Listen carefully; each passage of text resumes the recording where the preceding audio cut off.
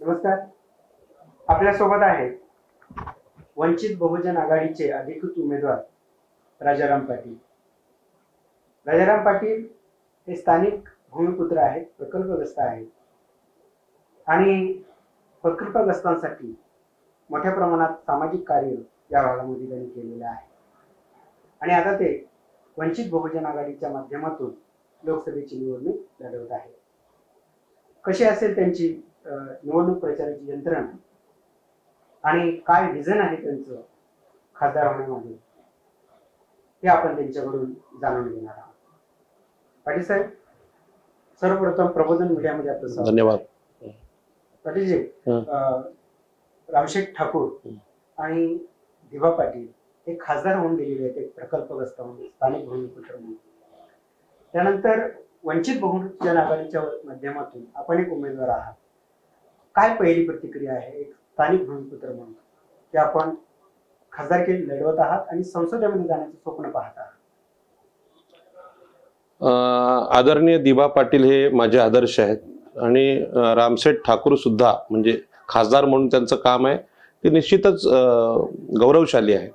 तर या दोन्ही खासदारांनी दिल्लीमध्ये रायगडचे जे प्रश्न मांडलेले आहेत आणि त्यांनी केलेलं काम आहे, याच्या नंतरच्या काळात जे उरलेलं काम आहे ते काम करण्यासाठी मी लोकसभेत जातोय आणि हे माझं स्वप्न वगैरे अजिबात नाही। मला पूर्ण आत्मविश्वास आहे की या रायगडची जी परंपरा आहे नवीन नवीन कायदे करण्याची, ती परंपरा पाहिली तर कुळ कायदा रायगड जिल्ह्याने केला, मनुस्मृती दहन इथेच झालं, चौदार तळ्याचं आंदोलन रायगड म्हणजे पाण्याचा पायाभूत आंदोलन संपूर्ण देशातलं हे रायगड जिल्ह्यात झालेलं आहे, चिरनेर जंगल सत्याग्रह इथे झालेला आहे आणि 12.5% जो कायदा आहे तो भूसंपादन कायदा 2013चा कायदा, त्याचा पायाभूत कायदा आहे तो दिवा पाटलांनी केला आणि असे उरलेले शेतचा पराभव करणं लोकशाही मार्गाने दत्ता पाटलांनी केलं।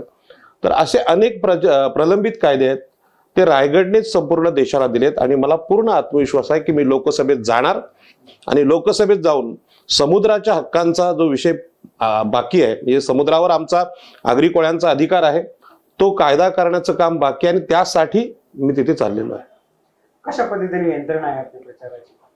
प्रचाराची यंत्रणा कारण मावळ मतदारसंघ हा मोठा मतदारसंघ कसा आहे बघा, श्रीरंग बारणे 5 वर्ष खासदार आहेत। खरं म्हणजे 5 वर्ष ज्याला खासदारकी ऑलरेडी मिळालेली आहे त्याला प्रचार करण्याची गरजच नव्हती, कारण त्यांचं काम हे त्यांचं प्रचार असतं, पण काम न केल्यामुळे त्यांना आता प्रचार करावा लागतोय। राहिला प्रश्न पार्थ पवारांचा, पार्थ पवारांना याचा काही अनुभव नाही। म्हणजे तुम्ही जर त्यांचं बोलणं बघितलं तर बोलण्यातून माणूस कळतो की त्यांना ह्यातला अनुभव किती आहे। म्हणजे एखादा नवीन कायदा करायचा म्हटलं तर समाजाला अगोदर वाचावं लागतं, समाजाचा खरोखर प्रश्न काय आहे हा जर कळलेला नसेल तर तुम्ही कायद्याची मांडणी काय करणार। त्याच्यामुळे आमदार असणं, मंत्री असणं, मुख्यमंत्री असणं, खासदार असणं हा ज्यांना मिरवण्याचा आणि राजेशाहीचा आणि खानदानी विचार वाटतो त्यांची निवडणूक आहे। मी थोडक्यात सांगेन की बैलगाडा शर्यती पद्धतीने हे आता चाललंय, लोकशाही अशी नाही। लोकसभा ही भारताचा अत्यंत प्रतिष्ठित सभागृह आहे, त्याचा जो सन्मान आहे नवीन कायदे बनवण्याचा तो सन्मान कमी करण्याचा प्रकार इथे राजकीय पक्षाने चालवलाय आणि तो मला थांबवायचा आहे, त्याची उंची आणि त्याची प्रतिष्ठा वाढवायची आहे। मावळ मतदारसंघाकडे आपण कसं पाहता, काय सांगायला? मावळ मतदारसंघ म्हणजे महाराष्ट्राचं आदर्श रूप आहे। म्हणजे त्याच्यामध्ये भौगोलिक दृष्ट्या सर्व प्रकारची महाराष्ट्राची रूपं पाहायला मिळतात।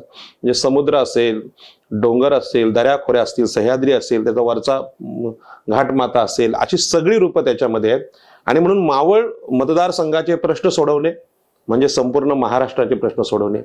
आणि हा जो मतदारसंघ आहे घराणेशाही, भांडवलशाही आणि जमीनदारी ही जी भारतावर लादली गेलेली चुकीच्या ह्या सत्ता आहेत ह्या उद्ध्वस्त करण्याचा भाग आहे. ह्याच्या अगोदर छत्रपती शिवाजी महाराजांनी हे केलेलं आहे की त्यांनी घराणेशाही जहागीरदारी असते सत्तेची ती उद्ध्वस्त केली, आणि ही पवारांची जहागीरदारीच आहे, म्हणजे नवीन जहागीरदारी आहे ती उद्ध्वस्त करणं शिवरायांच्या मावळ्याचंच काम आम्ही करतोय असं मला वाटतं. मावळ मतदारसंघ एक तुम्ही म्हणालात की मावळचा विकास म्हणजे संपूर्ण महाराष्ट्राचा विकास. मग आपला असं कोणतं विजन आहे की त्या विजनने तुम्ही काम करा आणि ते विजन तुम्ही मतदारांना पोहोचवा, त्यांना सांगा काय असेल. मावळच्या मतदारसंघामध्ये एक अत्यंत महत्वाची गोष्ट आहे ती अजूनही देशाला आणि महाराष्ट्राला कळली नाही असं मला वाटतं. मावळ मतदारसंघात मुंबईमध्ये राहणाऱ्या आगरी कोळी आमचा जो समाज आहे भंडारी, या भंडाऱ्यांचं श्रद्धास्थान आमची आई एकविरा आहे. ही आई एकविरा जिथे राहते किंवा आई विक्रेचं जे स्थान आहे त्याचं जर रायगडच्या गॅजेटमधलं जर तुम्ही उल्लेख पाहिलेत तर साधारणपणे 2000 वर्षापूर्वी जागतिक दर्जाचं हे स्थान आहे. संपूर्ण जम्बूद्वीपात म्हणजे भारताच्या उपखंडात एक नंबरचं ते स्थान आहे. व्यापारी मार्गावर आहे. तिथे जगातले मोठे मोठे विद्वान यायचे, जागतिक व्यापार तिथून चालायचा. असं हे आंतरराष्ट्रीय दर्जाचं केंद्र हे व्यापारी केंद्र होतं. आणि हा जो रूट आहे मावळचा जो मतदारसंघ आहे तो रूटच आहे, म्हणजे उरण पासून सुरुवात होते. आमचे घारापुरी बेट आणि उरण असा जो प्रवास तुम्ही पाहिलात तर तो सम्राट अशोक आणि तथागत गौतम बुद्धांच्या काळातला व्यापारी मार्ग आहे. आणि या व्यापारी मार्ग जो उदयास आला आणि तो वैभवाला पोहोचला त्यावेळी आपला देश सुवर्णयुगात होता. आणि हे जे सुवर्णयुग आहे ते आणायचं माझं स्वप्न आहे की भारताला आणि मावळ मतदारसंघाला त्या वैभवाप्रत न्यायचं आहे. तुम्ही कार्ले डोंगरात गेलात आणि ती बौद्ध लेणी जर पाहिलीत, आतली जी रचना आहे ती पाहिल्यानंतर लक्षात येतं की किती वैभवशाली त्या काळात ते असेल. त्याची उंची, त्याचं नक्षीकाम आणि त्याला घेतलेले कष्ट हे पाहिले तर आपला देश आर्किटेक्ट असेल किंवा बांधकाम असेल या क्षेत्रात किती प्रगत होतो आम्ही. आणि आज आमची अवस्था अशी का झाली, आणि म्हणून तो एकविरा आईचं जे ठिकाण आहे हे माझं हृदयातलं सांस्कृतिक आणि आर्थिक आणि व्यापारी दृष्टीने आदर्श उदाहरण आहे. तशा प्रकारचं व्यापारी केंद्र किंवा उरण पासून मावळपर्यंत महाराष्ट्राला जोडणारा व्यापारी मार्ग आहे तो पुन्हा एकदा तसा निर्माण करणं आणि जगाला दाखवून देणं की आमचा देश खरोखर वैभवशाली देश आहे. हे 2000 वर्षाचा इतिहासानंतर पुन्हा एकदा उभं करण्याचं माझं खरं म्हणजे विचार आहे. स्थानिक प्रकल्पग्रस्त म्हणून भूमिपुत्र म्हणून कशा पद्धतीने तुमचं विजन आहे? स्थानिक भूमिपुत्र म्हणून असं म्हटलं तर मावळचे शेतकरी सुद्धा भूमिपुत्र आहेत. त्यांनी जेव्हा पाणी मागितलं तेव्हा त्यांच्यावर गोळीबार केला गेला. तेव्हा सरकार काँग्रेस, राष्ट्रवादी, विरोधी पक्ष, शिवसेना, भाजप आहे. याच रायगड जिल्ह्यात पाण्याचं आंदोलन झालं. आज मावळ मतदारसंघ हा रायगडला जोडला गेला. आम्ही समजतो तो रायगडचाच भाग आहे.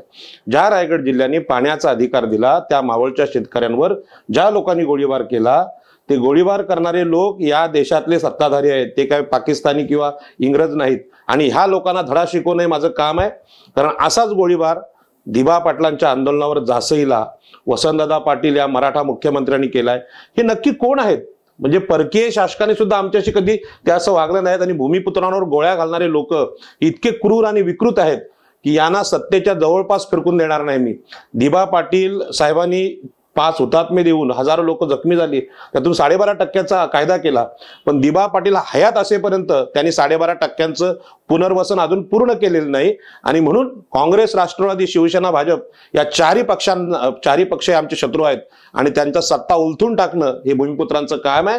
दिबा पाटलांचं जे अधुरे स्वप्न ज्याला म्हणता येईल त्यांनी जे दृश्य पाहिलं होतं की 12.5% पूर्ण योजना राबवीन, ती अपुरी योजना पूर्ण करण्यासाठी यांना सिडकोमधून सगळीकडून आम्हाला उद्ध्वस्त करायचं आहे. मावळ मधून आपण उमेदवार म्हणून उभे आहात. मावळच्या मतदारांनी आपल्याला मतदान का करावं, का निवडून द्यावं? मावळच्या मतदारांनी मला का निवडून द्यावं हा जो प्रश्न आहे तुमचा, मी मावळमध्ये जाऊन आलो. मावळमध्ये दापोडी नावाचा भाग आहे. त्या दापोडी भागामध्ये मोठी झोपडपट्टी आहे आणि त्याला तिथल्या महानगरपालिकेच्या लोकांनी नोटीस दिल्यात की तुमची बांधकामं अनधिकृत आहेत, तुम्ही तुमची बांधकामं पाडली जातील, तुमच्या इथे क्लस्टर योजना लावू. हा जो मावळ मधला प्रकार आहे तोच आमच्या नवी मुंबईत आहे 95 गावांमध्ये की इथे सुद्धा क्लस्टर योजना, SR योजना लावायची. आणि सिडकोने ऑलरेडी आमच्या सगळ्या जमिनी घेतल्या, उरलेली गावठाण आहेत ती पण त्यांना उद्ध्वस्त करायची आहेत. म्हणजे मावळचा प्रश्न आणि नवी मुंबईचा प्रश्न, पनवेलचा प्रश्न एकच आहे. दुसरी गोष्ट आहे जे शत्रू आहेत ते शत्रू पण तेच आहेत. म्हणजे काँग्रेस राष्ट्रवादीच्या काळातच म्हणजे सिडको हा जो प्रकार आहे हा मराठा सत्ताधीशाने आणलेला प्रकार आहे, लुटमार करण्याचा प्रकार. आणि आज आमची गावठाणं विकणं, तिथे क्लस्टर राबवणं, हे जे स्वप्न यांचं हे त्यांना पूर्ण करायचं आहे. मी आता परवा पार्थ पवारांची इंटरव्ह्यू पाहिली, ते म्हणतात की बारामती पॅटर्न इथे करणार. अहो मला सांगा, इथे शेतीच शिल्लक नाही राहिली, तिथे बारामती पॅटर्न आणणार कुठे? बारामती पॅटर्न हाच सिडको पॅटर्न आहे. म्हणजे गरिबांच्या ओबीसीच्या जमिनी घ्यायच्या, त्या 2 कोटींनी 4 कोटींनी विकायच्या, या पैशावर निवडणुका लढवायच्या आणि आपली शेती, आपली उसाची शेती, साखर कारखाने तसेच सुरक्षित ठेवायचे आणि ओबीसीना, SC ST ना उद्ध्वस्त करायचं. हा बारामती पॅटर्न आहे. आणि हा बारामती पॅटर्न आम्ही इथे शिल्लक ठेवणार नाही. जसं तुम्ही आमच्या इथलं भूसंपादन प्रकल्पासाठी केलं, तर आम्ही पण सांगतो तुम्हाला, ज्या लोकांना इथे भूमिहीन केलेलं आहे, आमच्या नवी मुंबईच्या आगरी कोळ्या लोकांना केले, मावळमध्ये केले, त्यांना सगळ्यांना पुन्हा एकदा जमिनी, यांचे जे 100-1000 एकरचे सातबारे आहेत ना, हे कमी करू आम्ही आणि त्यांच्या जमिनीमध्ये ह्या लोकांना, भूमिहीन लोकांना जमिनी वाटप करू आम्ही. हे माझं स्वप्न आहे. ओबीसी समाज हा इतर मागासवर्गीय समाजामध्ये मोडतो. हो, पण असं असताना सुद्धा जे आगरी कोळी भंडारी आहेत ते मागास स्वतःला समजत नाही. बाबासाहेब आंबेडकरांनी या समाजासाठी सुद्धा केलेलं आहे. हे सांगणं, दलित नेते कमी पडले की ओबीसी नेत्यांनीच या लोकांना तो शहाणपणा समजू दिला नाही, काय नेमकी सांगा? हा जो प्रकार आहे, म्हणजे तो प्रकार खास करून भिवंडी, कल्याण, ठाणे या भागात जास्त आहे. कारण शेतकऱ्यांची आंदोलनं झालेली बघतात तुम्हाला रायगड जिल्ह्यात जास्त झाली आणि जासई जवळ झाल्यानंतर त्याचा परिणाम नवी मुंबईवर पण झाला. पण उरलेला जो भाग आहे तिकडे शेतकरी आंदोलन आपल्याला दिसत नाही. जिथे जिथे शेतकरी आंदोलन होतात, आता नेवाळीला आंदोलन झालं, तर नेवाळीच्या आंदोलनामध्ये जे शेतकरी आहेत ते जमीन कसत होते आणि कसत असताना त्यांनी अतिक्रमण केलं असं दाखवलं आणि पॅलेट गन वापरून त्यांच्यावर गोळीबार झाला. या गोळीबार करणारे शत्रू पालकमंत्री कोण आहेत? ठाणे जिल्ह्याचे पालकमंत्री एकनाथ शिंदे आहेत. मग तुमचा शत्रू हे पोलीस नाहीत, तिथला पालकमंत्री आहे आणि सरकार आहे. सरकार कोणाचं आहे? शिवसेना, भाजपचं. मग ज्या हिंदुत्ववादी सरकारने गोळ्या घातल्या ते तुमचे शत्रू आहेत. एवढं शहाणपण इथले नेते देत नसतील तर त्या आमच्या नेत्यांची सुद्धा चूक आहे की तुमच्यावर गोळीबार करणारे लोक, तुम्ही भूमिपुत्र आहात, तुम्ही मालक आहात, मग शत्रू तुम्ही सांगा ना. पण आमचे लोक, आमचे जे आमदार खासदार आहेत त्यांना शत्रू कोण आहे सांगायची हिंमत नाही, कारण ते त्यांना घाबरतात. आणि म्हणून माझ्या लक्षात आलं की ठाणे जिल्ह्याला आणि रायगड जिल्ह्याला जागं करण्याचं काम जसं ओबीसी नेत्यांनी केलेलं नाही, तसंच आमचे जे आम्ही आंबेडकरी लोक म्हणतो, आंबेडकरी नेते किंवा आंबेडकरी विचार म्हणजे हा बुद्धिवाद आहे. म्हणजे सत्य काय सांगणं, सत्य शोधणं हे त्यांचं काम आहे. मग हे सत्य शोधून ओबीसीना सांगणं हे त्यांचं पण काम होतं. पण मला असं वाटतं की आपल्या अपयशाचं, आपल्या चुकांचं खापर नेहमी दुसऱ्यावर फोडणं हा पलायनवाद आहे, पळपुटापण आहे. ते आहे ते मी अंगावर घेतो की कोणी सांगत नसेल तर मी सांगेन त्यांना. आणि म्हणून नेवाळीमध्ये आमच्या आगरी कोळ्यांवर जो अन्याय झाला, अत्याचार झाला आताच्या काळात, हा शिवसेना भाजपने केला. मुंबईतल्या कोळीवाड्यांना सातबाऱ्याचा अधिकार नाकारला, हा शिवसेना भाजपनेच केला. मग हेच आमचे शत्रू आहेत. आणि हेच जर बोलत असतील, अशा प्रकारचं हिंदुत्व असतं की ज्या हिंदुत्वामध्ये आमच्या ओबीसीना, आगरी कोळ्यांना जमिनींचा, गावठाणाचा अधिकार मिळत नसेल, हा कुठला विचार आला? हा आमच्या शत्रूचा विचार आहे. मग त्याला तुम्ही नाव काही द्याल, पण हा आमच्या शत्रूचा विचार आहे. आमच्या हक्काची जमीन, आमच्या हक्काची गावठाणं, आमच्या जमिनी, आमचा समुद्र हा देणं म्हणजे हा राष्ट्रवाद आहे. मग त्या विचाराला आज नाव नसेल, पण तुम्ही नारायण नागूंचं नाव द्या, दत्ता पाटलांचं द्या, दिबा पाटलांचं नाव द्या, आई एकविरीचं नाव द्या किंवा आगरी कोळी समाजाचं विचाराचं नाव द्या, पण तो आमचा विचार आहे. नारायण नागू पाटील आणि बाबासाहेब आंबेडकरांनी खोतीच्या विरुद्ध या जिल्ह्यामध्ये मोठं काम केलं. आपली जेव्हा उमेदवार म्हणून घोषणा करण्यात आली त्यावर आपल्याला सुद्धा एक वंचित म्हणून अनेकांनी फेसबुकवर ट्रोल केलं. कसे पाहता आपण याच्याकडे? कारण तरुण यामध्ये जास्त आहे, काय सांगाल? मला असं वाटतं की आम्ही वंचित आहोत म्हणजे कमी आहोत किंवा आमच्यामध्ये काय शारीरिक दोष आहे अशातला भाग नाही. आम्ही दुसऱ्यांच्या अत्याचाराने, शोषणाने शोषित आहोत असं आहे ते. आता तुम्ही गावठाणाचा प्रश्न जर मुंबई शहरामध्ये आहे, मुंबईत आमची 200 गावठाणं आहेत. मुंबईतल्या 200 गावठाणांना 1 किलोमीटरवर मंत्रालय आहे, 1 किलोमीटरवर महानगरपालिका आहे, देशाची आर्थिक राजधानी आहे. तिथे जर आम्हाला सातबारा मिळत नाही तर आम्ही मुंबईत वंचित आहोत. मुंबईतला जर आगरी कोळी वंचित आहे तर ठाणे जिल्ह्यातला आगरी कोळी वंचित आहेत, नवी मुंबईतला वंचित आहे, रायगड जिल्ह्यातला वंचित आहेत. वंचित या शब्दाचा अर्थ आम्हाला आमचे अधिकार न मिळणं, मग ते जमिनीचे असतील, शिक्षणाचे असतील, आरक्षणाचे असतील, सर्व क्षेत्रातले. पण हे जे आहे, हे ज्यांनी माझ्यावर टीका केली त्यांना मी दोष देत नाही. त्याचं कारण सांगतो, ते नाही त्यांना दोष देत नाही, कारण सांगतो ते अज्ञान आहे आणि जगातलं अज्ञान दूर करणं हे चांगल्या शिक्षकाचं काम असतं. मी नवी मुंबईत 1990 पासून 2005 पर्यंत शिक्षक आहे. माझे विद्यार्थी आहेत, सागर नाईक आहेत, संदीप नाईक आहेत. सागर नाईक जेव्हा महापौर झाले तेव्हा त्यांच्याकडे दाखला मागितला गेला ओबीसीचा, तेव्हा त्यांना ओबीसी म्हणजे काय हा प्रश्न पत्रकारांनी विचारला. म्हणजे हा जो दोष आहे तो शिक्षक म्हणून माझा आहे, कारण ते लहान होते तेव्हा, 4थीला होते सागर नाईक. 4थीच्या मुलाला काही मी ओबीसी आरक्षण समजावू शकत नाही. पण आज माझ्या लक्षात आलं की जे माझे विद्यार्थी आहेत त्यांना ओबीसी आरक्षण असेल, जमिनींचा विषय असेल, गावठाणांचा विषय असेल, सेजचा विषय असेल, शिडकोचा विषय असेल, हा पण समजला पाहिजे. प्रचलित शिक्षणामध्ये तुम्ही MA BEd असाल किंवा MSc BEd असाल, पण तुम्हाला जर तुमचा 7-12 वाचता येत नसेल तर तुमच्या वडिलांना त्याचा फायदा काय? म्हणून असे MSc PhD झालेले विद्यार्थी खूप आहेत.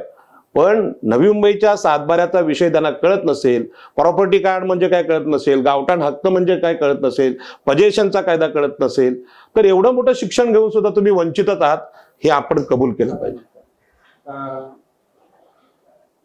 पंतप्रधान नरेंद्र मोदी यांनी निवडणुकीच्या अगोदर प्रकल्पग्रस्तांना पारपत्र वाटले होते आणि ते खोटे निघाले. हो, बरोबर आहे.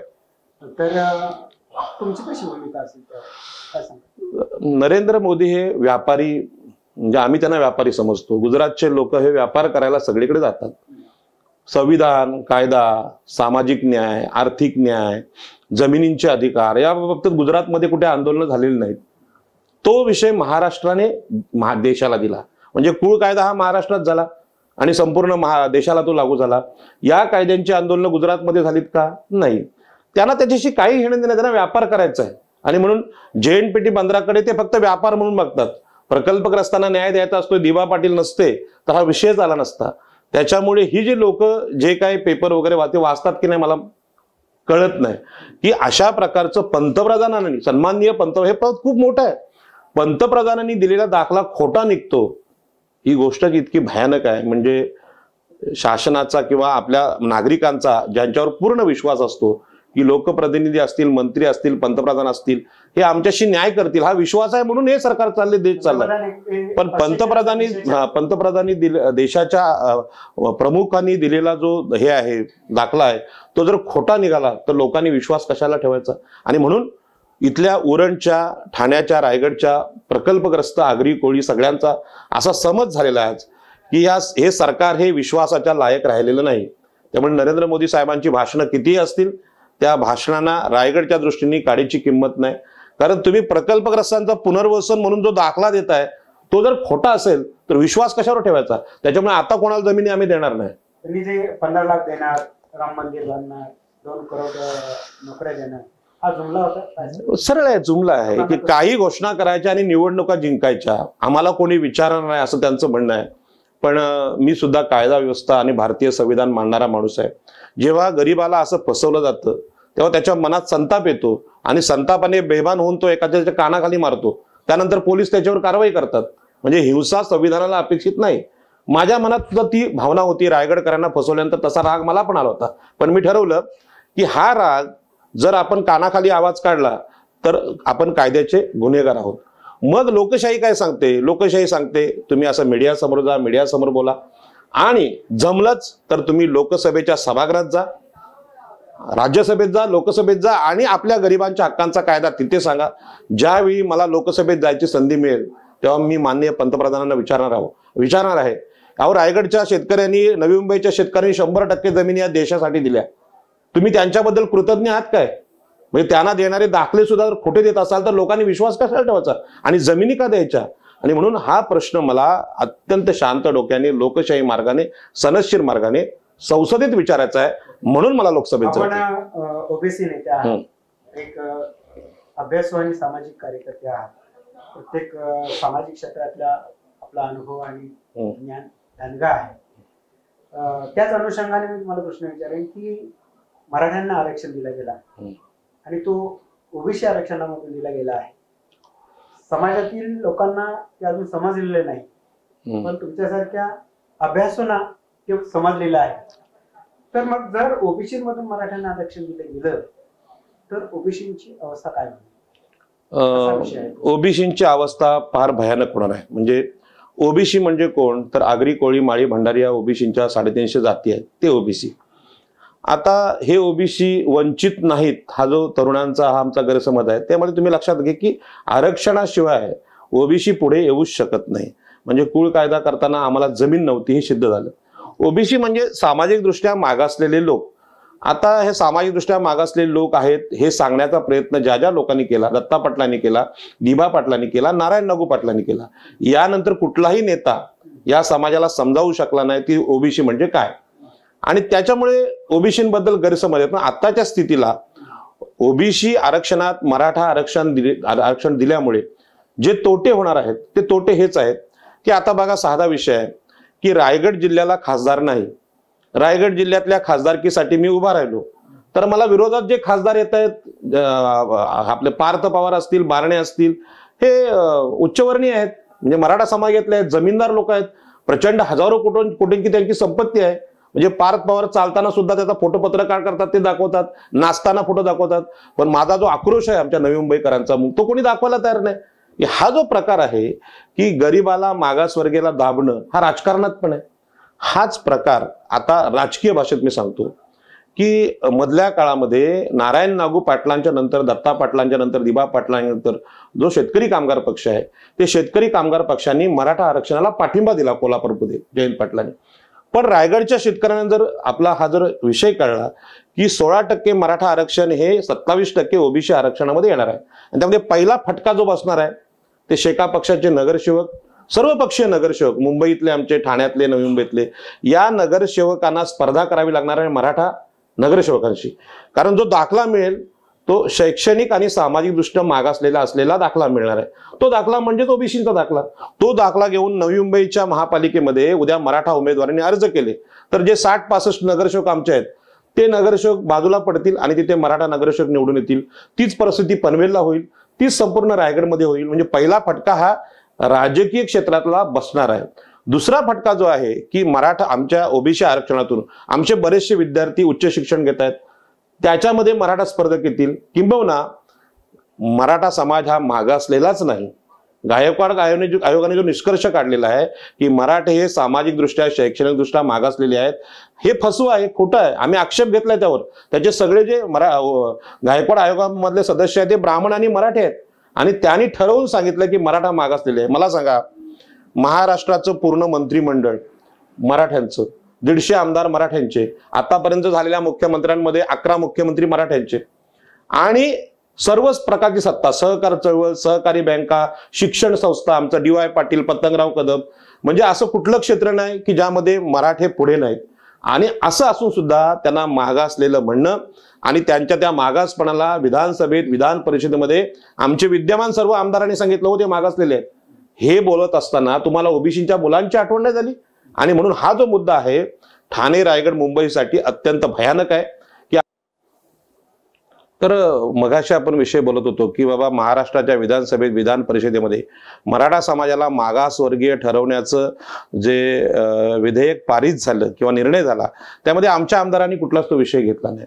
आणि ते आमदार तिथे पण बोलले नाहीत आणि ग्राउंडला पण बोलले नाहीत. म्हणजे पनवेलमध्ये, उरणमध्ये कुठल्याही नगरसेवकांनी, कुठल्याही नेत्यांनी याची कल्पना दिली नाही की मराठांना ओबीसी मध्ये आरक्षण दिल्यानंतर इथल्या आगरी, कोळी, भूमिपुत्रांना आता किती फटका बसणार आहे. याची चर्चा न झाल्यामुळे आता तुम्हाला साध्या भाषेत सांगतो की पनवेलचे नगराध्यक्ष प्रशांत ठाकूर झाले, JM म्हात्रे झाले. नवी मुंबईमध्ये सागर नाईक आणि संजीव नाईक महापौर झाले, ओबीसी म्हणून झाले. आता हे ओबीसी दाखल्यामुळे झाले, ओबीसी असल्यामुळे झाले. याच्या पुढे हे कधीही असे महापौर कोणी ओबीसी होणार नाहीत. कारण मराठा समाज तिथे दावा करणार की आम्ही पण ओबीसी आहोत. आणि मराठांच्या जी सत्तेची जी त्यांची लालसा आहे, त्या लालसेपुढे ओबीसींचं काही चालणार नाही.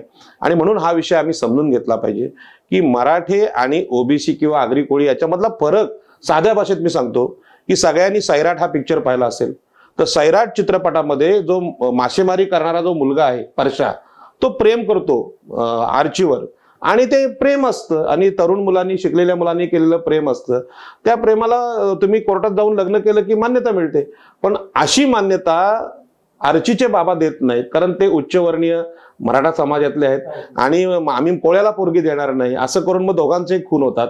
हाच प्रकार नवी मुंबईत होत नाही. नवी मुंबई ही मातृसत्ताक आहे. आमच्या मुलीने एखाद्या मुलावर प्रेम केलं, तो मुलगा चांगला असेल, गुणी असेल, अभ्यासू असेल, सहज त्याचं लग्न लावून देतात लोक.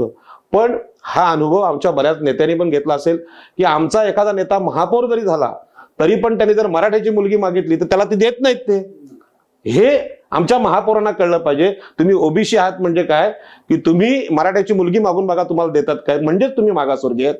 आणि ही गोष्ट आरक्षण किंवा ओबीसी म्हणून आमच्या आगरी कोळी तरुणांना कोणी समजावली नाही की आम्ही वंचित आहोत म्हणजे काय. तर तुम्ही या दोन्ही उच्चवर्णीय जातींच्या पेक्षा कमी आहात आणि ते सुद्धा सामाजिक दृष्ट्या आहेत. आणि हा विषय कळतो कधी, जेव्हा प्रेमाचा प्रसंग येतो. म्हणजे तुम्ही आमदार व्हा, खासदार व्हा, मंत्री व्हा, महापौर व्हा, पण मुलगी तुम्ही मागितलीत मराठ्याची ते तुम्हाला मिळणार आहे, ते बोलत तुम्ही आमच्यापेक्षा हलके आहात. आणि ही सामाजिक विषमता संपवण्यासाठी डॉक्टर बाबासाहेब आंबेडकरांनी SC STलाच आरक्षण दिलं नाही, तर ओबीसीना पण दिलं होतं. पण बाबासाहेब आंबेडकरांचा कुळ कायदा समजावताना 2008 पासून 2019 पर्यंत माझं ही वर्ष गेली. आता मला ओबीसी आरक्षण पुढे समजवायचं आहे. आणि जो लोकसभेने निर्णय घेतलाय की सवर्णांना पण आम्ही आरक्षण देऊ, हा आरक्षण ही न्यायाची भूमिका संपवणारा निर्णय, ती त्यावेळी लोकसभेत मी होतो, तिथे बाजूला होतो. आणि तेव्हा माझ्या लक्षात आलं की आता बस झालं हे, म्हणजे जमिनीची आंदोलन तर केलीच पाहिजेत, पण मला आता लोकसभेत गेल्याशिवाय हा विषय संपवता येणार नाही. एकीकडे श्रीरंग बारणे आहेत, युतीचे उमेदवार आहेत, दुसरीकडे आघाडीचे पार्थ पवार आहेत आणि आपण वंचित बहुजन आघाडीचे उमेदवार आहात. दोन्हीकडे आर्थिक सक्षम आहेत आणि एकीकडे तुम्ही आहात. कसा टिका लागेल? बघा, ही खासदारकी लढवताना मी मावळ मतदारसंघाचंच फक्त नेतृत्व करतोय असं नाही. आदरणीय प्रकाश आंबेडकरांनी वंचित बहुजन आघाडी निर्माण केली आणि ओवेसी साहेब त्यांच्याबरोबर होते. आणि मुस्लिम समाजाची मतं, जागृत मतं ज्याला मी म्हणेन, भारतातली जागृत मतं आणि SC STची म्हणजे आंबेडकरी मतं, ही या देशातली फार मोठी जागृत अशी ताकद आहे नागरिकांची, मतदारांची.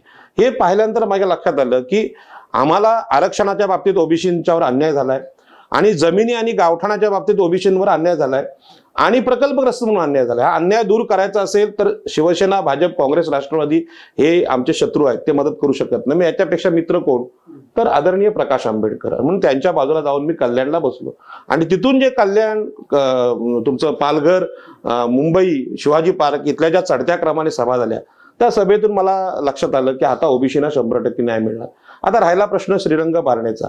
श्रीरंग बारणे हे उमेदवार आहेत, म्हणजे शिवसेनेचा कुठलाही खासदार असता तरी त्याच्या पराभवाची तयारी आम्ही अगोदरच केली. याचं कारण सांगतो की कल्याण, ठाणे जिल्हा, मुंबई आणि रायगड इथल्या जमिनींचा अधिकार ज्या ज्यावेळी आम्ही मागायला गेलो, मग कुळ कायद्याचा असेल, मुंबईच्या गावठाणांचा असेल, तर इथे सत्ता जी आहे ती शिवसेनेची आहे. मुंबई महापालिका शिवसेनेकडे आहे आणि मुंबई महापालिकेमध्ये आगरी कोळ्यांचे सातबारे आमच्या नावावर करून द्यायला तयार नाही शिवसेना. ती सांगते की ते क्लस्टर योजना राबवा, म्हणजे त्यांना ती गावठाणे विकायची आहेत. 14,000 कोटींचं एक गावठाण, 200 गावठाणांची किंमत किती झाली, म्हणजे आगरी कोळ्यांची गावठाणं विकून हे निवडणुकीला पैसा जमा करतात. आणि तो जर असा जर उमेदवार मावळमध्ये येऊ दे, मला राहायचं रायगडमध्ये येतो, येऊ दे, त्याचा पराभव आगरी कोळ्यांसमोर होणारच, म्हणजे त्यात काही शंकाच नाही. आणि असं असून सुद्धा जर त्यांना कोणी मतं देत असतील आमच्या आगरी कोळी, तर ते आपल्या मातृभूमीशी द्रोह करतात. म्हणजे राष्ट्रद्रोह तर असतो, पण मातृभूमीला, मायभूमीला फसवणं यासारखी बेईमानी कुठली नाही. म्हणून आमच्या जमिनींच्या जीवावर जे जे उठले असतील, तो कुठलाही पक्ष असू दे, त्यांचा पराभव करणं हे आगरी कोळ्यांचं कर्तव्य आहे, ते मी तुम्हाला सांगतो. यांचा पार्थ पवारांचा झाला, राहिला ना विषय. पार्थ पवारांचा विषय आहे की नवी मुंबई एअरपोर्ट काँग्रेस राष्ट्रवादीच्या काळात आमच्यावर लादला गेला. आमची 10 गाव उठवली गेली. 10 गाव उठवत असताना 2013चा कायदा बाजूला ठेवून 22.5% कायदा केला. यामध्ये हजारो कोट्यांच्या जमिनी आमच्या या विमानतळासाठी लाटल्या गेल्यात. विमानतळ कोण, विमानतळ नक्की कोणाचा, तो सरकारचा आहे का? 26% शेअर जीविकेचा आहे आणि जीविकेचा मालक कोण आहे मी योग्य वेळी निवडणूक रंगात आल्यावर सांगणार आहे, आता नाही बोलत मी. पण हा विमानतळ 26% शेअर फक्त सरकारचा आहे आणि 94% शेअर हा एका 74% शेअर हा एका राजकीय नेत्याचा आहे. तो राजकीय नेता कोण आहे ते तुम्हाला सांगेन. परंतु ज्या नवी मुंबईच्या गावठाणांमध्ये ज्यांना क्लस्टर राबवायचा आहे सिडकोला किंवा ज्या लोकांना, आणि नवी मुंबईच्या विमानतळात ज्यांना उद्ध्वस्त केले आणि नवी मुंबईच्या विमानतळामध्ये एकही नोकरी लागणार नाही असं जे आमच्या सगळ्या रायगडच्या नेत्यांनी लिहून दिलंय, त्यांचे गुरु कोण आहेत हे पार्थ पवारांनी पाहावं आणि मग सांगावं मी तरुणांच्या बेरोजगारीसाठी ही निवडणूक लढतोय. अरे तुम्ही आम्हाला 21,000 कोटींच्या प्रकल्पात एकही नोकरी देत नाही आणि मग तुम्ही आता कुठल्या अर्थाने नोकऱ्या देणार? म्हणजे एकीकडे एकाने फसवायचं आणि दुसऱ्याने सांगायचं नोकऱ्या देऊ. त्यामुळे इथल्या रायगडच्या तरुणांनी अशा प्रकारच्या जमीनदारांवर विश्वास ठेवू नये. आमची बर्बादी केलेली आहे. आता आरक्षणामध्ये सुद्धा हेच लोक आलेत. म्हणजे सिडको प्रकल्पात जे प्रकल्पग्रस्त आहेत त्याच्यामध्ये पण ओबीसी म्हणून आता हेच घुसणार. प्रकल्पग्रस्त म्हणून नोकरी मिळणार नाही, विमानतळात सांगितलं, जमिनी आमच्या गेल्या. हे सगळ्या प्रकार पाहता या कुठल्याही उमेदवारावर लोकांनी विसंबून राहू नये, कारण ती फसवणूक असेल. तुम्ही या निवडणुकीत विजय मिळवाल अशी तुम्हाला खात्री आहे? अशा कोणत्या गोष्टी आहेत, कोणते मुद्दे आहेत की त्यावर तुम्ही विजय मिळवाल, काय सांगा? मतदारांना काय म्हणतात? रायगड, ठाणे आणि मुंबई हा जो परिसर आहे, ज्याला 2000 वर्षापूर्वी अप्रांत म्हटलं जातं, यांचा 2000 वर्षांचा इतिहासाचा मी अभ्यास केलाय. सगळ्या इथले शेतकरी आंदोलन, जमिनी आंदोलन, गावठाणांची आंदोलन सगळ्यांचा अभ्यास केलाय. आणि या विषयावर माझ्या युट्यूबवर क्लिप आहेत, म्हणजे प्रचंड संख्येने युट्यूब क्लिप आहेत. ह्या क्लिप आणि ते माझं चिंतन आहे. यातून मला इथे लोकांसाठी लोकसभेत कुठले कायदे केले पाहिजे की ज्या कायद्यामुळे हे इथले जे भूमिपुत्र आहेत, मग ते मावळचे असतील किंवा ठाणे रायगडचे असतील, हे कायमस्वरूपी सुरक्षित राहतील. म्हणजे जगाचा कितीही इथे लोंढा आला तरी ते हलणार नाहीत. अशा प्रकारचे कायदे करण्याचं माझा मनसूबा आहे. त्यामध्ये सगळ्यात मोठा समुद्राचा विषय आहे. कसेल त्याची जमीन आणि राहील त्याचं घर, हे डॉक्टर बाबासाहेब आंबेडकरांनी दिलेलं आम्हाला सुरक्षा कवच आहे, कुळ कायदा आहे. आणि तसंच कसेल त्याचा समुद्र आणि राहील त्याचा कोळीवाडा आणि गावठाण, हा नवीन कायदा मला लोकसभेत मंजूर करून घ्यायचा आहे. कारण जगामधल्या भूमिपुत्रांवर तिथे तिथे अन्याय झाले, भूमिपुत्रांना तिथून हाकलून देऊन दुसरेच लोक सत्ताधीशचे मालक झाले. आणि ही जी फसवणूक आहे भूमिपुत्रांची, ती टाळायची असेल तर लोकसभेत कायमस्वरूपी कायदे 70 वर्षानंतर होणं गरजेचं आहे. भारतीय संविधानाची निर्मिती ज्या काळात डॉक्टर बाबासाहेब आंबेडकरांनी केली त्या काळानंतर आता खूप बदल झालेले आहेत. बाबासाहेबांना अपेक्षित असलेलं परिवर्तन आता सुरू होतोय. म्हणजे ही वंचित बहुजन आघाडी आहे, ही 70 वर्षानंतर इथल्या मागासवर्गीयांना आलेली जाग आहे. आणि त्या मागासवर्गीयांपैकी शेतकऱ्याचा एक छोटासा मुलगा मी आहे. आणि हे माझं ज्ञान घेऊन मी लोकसभेत मला जायचं आहे आणि तो कायदा मी करणार आहे. आणि मला पूर्ण विश्वास आहे की मी जे काम केलेलं आहे त्याचे परिणाम पूर्ण मावळपर्यंत आणि रायगडपर्यंत पोहोचलेले आहेत, लोकांच्या मनात गेलेले आहेत. आता बाहेरचा प्रचार ज्यांना करावा लागतोय, जो अट्टाहास त्यांचा चाललाय, मला निवडून द्या, मला निवडून द्या, असं बोलायची गरजच काय हो? म्हणजे आज फेसबुक आणि व्हॉट्सअपवर माणूस कळतो. माझ्या बोलण्यातून, माझ्या बॉडी लँग्वेज ज्याला बोलतात त्यातून कळतं की राजाराम पाटील कोण आहेत. हे सांगायची गरज नाही, कारण ही सगळी माणसं आहेत. म्हणजे मुक्यांची भाषा सुद्धा टीव्हीवरच्या लोकांना कळते, मुके सुद्धा बोलतात, मी तर बोलकाय. मग माझी भाषा लोकांना कळते ह्याचा माझ्यावर विश्वास आहे. आणि संवाद पद्धती आहे, म्हणजे माणसाची संवाद सांगण्याची कला, त्या कलेवर पण माझा विश्वास